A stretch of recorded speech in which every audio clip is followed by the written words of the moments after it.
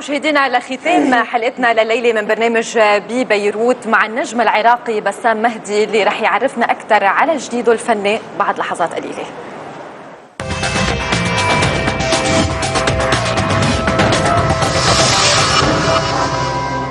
شو هيدي؟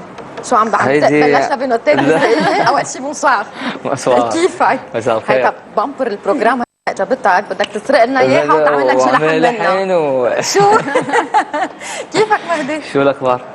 بسام مسيو مهدي سافا توفا بيان كل شيء تمام؟ الحمد لله. كيف الصباح؟ اهلا وسهلا فيك. الحمد لله كثير منيح منورنا. مساء الخير كل المشاهدين قناه LBC الفضائيه. أنا حابة قبل ما نبلش اللقاء معك هيك تكون اللقاء هيك كتير حلو ورومانسي، سمعنا شيء هيك على العود وبعدين نفوت معك من البداية؟ يلا من أول البداية من أول طب يلا.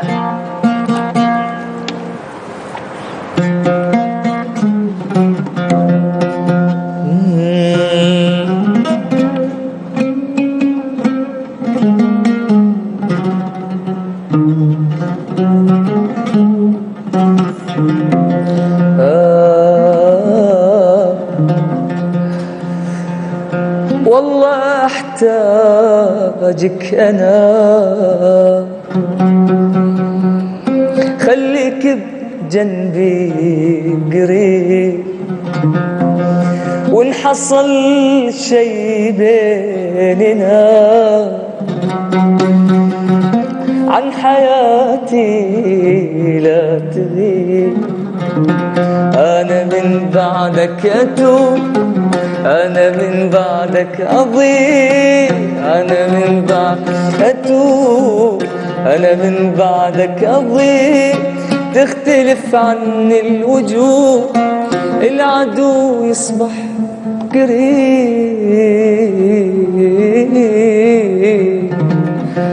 أنا من حقي أغير حولك العالم كثير كلهم يبغون قربك لكن أدري قدر في قلبك كبير. لو تدور الكون كله ما بتلقى مثل طيب حتى كلمة يا حبيبي مني غير. لو تدور الكون كله ما بتلقى مثل طيب حتى كلمة يا حبيبي مني غير.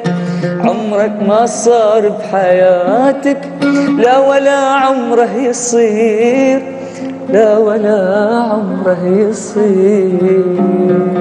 الله الله الله يسلم هالكلام. لا يعني انا مش ما بدي اخليه يوقف يعني لهالدرجه. يعني بالبدايه فتنا بكم يعني فتنا بالرومانسي مجري بالرومانسي. شو هي الاغنيه اللي سمعناها؟ هاي اغنيه الفنانه الكبيره احلام والله مثال. والثانيه عملت ميكس من راشد الماجد. تحياتنا لهم اكيد. حلو كثير. بسام حسب ما عرفنا في ألبوم خاص فيك بيحمل 8 أغاني، ريت نحكي شوي عن الألبوم من ملحنين وشعر. نعم عملت الألبوم من إنتاج قناة السومرية. تحياتنا قناة السومرية. عملت 8 أغاني هي بعد فوزك بلقب برنامج عراق ستار 2009. عملت الألبوم 8 أغاني تعاونت وياهم يعني مع ملحنين عراقيين وعرب. العراقيين منهم الملحن صديقي علي الصغير والملحن الكبير الفنان مهند محسن، أوجه لهم تحية. ومن لبنان تعاملت مع باسم يحيى والشاعر أحمد ماضي. بس ما في شيء من ألحانك بالألبوم؟ لا ما نزلت شيء من ألحاني بالألبوم. ليش؟ شو السبب؟ يعني كنت نوعا ما متردد يعني، بس أنا كانت عندي ألحان. إيه لمين عطيت؟ بس مخبيهم يعني حاطهم. عطيت شي حدا من الفنانين ولا بعد؟ حاليا هسه؟ إيه عندي ألحان. أعطيت القصي حاتم. قصي حاتم عراقي من طيب الحين. نعم طبعا. وعندي ديو مع الفنان حسن الرسام أيضا فنان عراقي. بس يعني ما حاولت انك تحط الحانك بهالالبوم؟ لا ما حطيت الحاني، بس مباشره بعد الالبوم عملت اغنيه وطنيه على العراق وراح اصورها قريبا، اسمها يا ناس مشتاق لوطننا. هاي من الحان. حلو. وين راح تتصور؟ بلبنان. لبنان ان شاء الله. نقيت مين بدك تصور معه بس تنعرف؟ اكيد. هي منتاجة السومرية من قناة السومرية. نعم. مع المخرج وليد ملكي، تحياتنا له اكيد، مدير الشاشة. بس عم بعد مشاركتك ببرنامج عراق ستار وفوزك بلقب عراق ستار مثل ما قالت ساشا بال 2009، عرفنا انه هيك ما بعرف، انا خبرتنا العصفوره قبل شوي عندك مشاركه ايضا واطلاله ببرنامج يعني هلا محتل يمكن الرقم الاول على الشاشات اذا مش غلطانه. ما بعرف ما بعرف مضبوطه المشاركه، مضبوطه الاطلاله. في برنامج ان شاء الله، وبرنامج مهم، برنامج كبير راح اكون انا فيه، وان شاء الله يا رب يعني الاقي دعم ومحبه الجمهور. يعني ما رح تقول لنا وين البرنامج؟ لا خليها مفاجاه. خليها مفاجاه للجمهور ان شاء الله. بس مثل ما قلت يعني في اغنيه هلا وطنيه للعراق عم تتحضرها ورح تصورها بلبنان.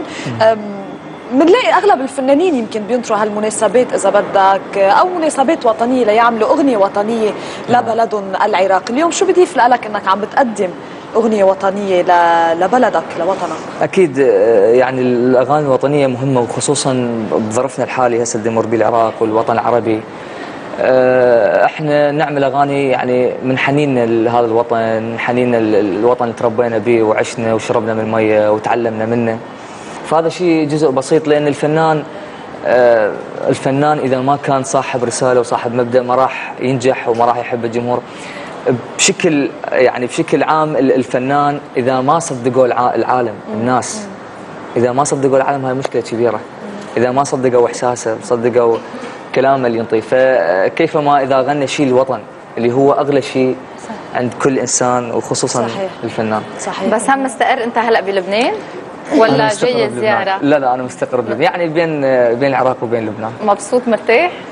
والله اكيد. ان شاء الله دائما. اكيد الله يخليك. لا عبال ما تأدي كمان اغنيه للبنان وتصير بلدك الثاني كمان على لبنان. لبنان بلد حلو، بلد يستاهل كل الاحترام والحب.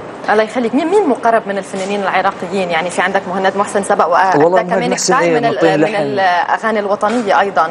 في عنا رضا، في عنا كاظم الساهر. والله انا كثير فنانين يعني من ضمنهم مثل ما قلت لك مؤخرا قصي، عندك حاتم العراقي، حسن الرسام، يعني مجموعه من الفنانين كثير، احمد المصلاوي، يعني كثير اوجه لهم تحيه اكيد اصدقائي الفنانين. دائما نلتقي ودائما يعني نشتغل سوا حلو. بسام شو في حفلات هلا قادمه، مشاريع والله جديده؟ المشاريع الجديده عندي الحان، اريد اوجه تحيه للجروب اللي اشتغل وياهم، الشاعر اللبناني الكبير عادل رفول، وايضا الشاعره اللي تشاهدنا الان الشاعره اضوى من السعوديه. نعم. والدكتور الشاعر كلود عطيه هم اوجه له تحيه. بدنا نشتغل جروب وبدنا نشتغل على اغاني، فحاليا شويه ملتهي بالالحان، دا اسمع فنانين وفي فنانين خليجيين منتظرين مني شغل. وقلت لك هم استعداداتي لهذا البرنامج المهم. ان شاء الله ان شاء الله بنشوفك لهالبرنامج، مع انه ما قلنا شو اسمه، بس انه على الحال حنكون مبسوطين بالاطلاله. اليوم مفاجاه ان شاء الله. ثانك يو بسام حبيبي.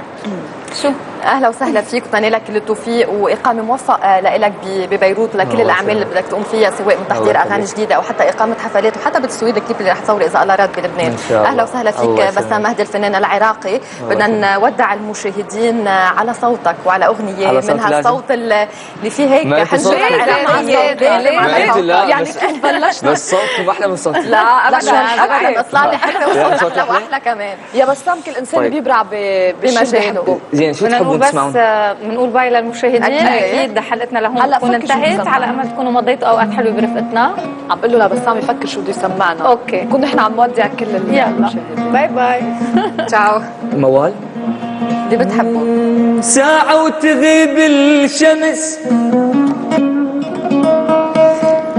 ساعة ويجيني الليل وينراد حالي ودمع ومنين اجيب الحيل. الحمامة صفت وبيت أهل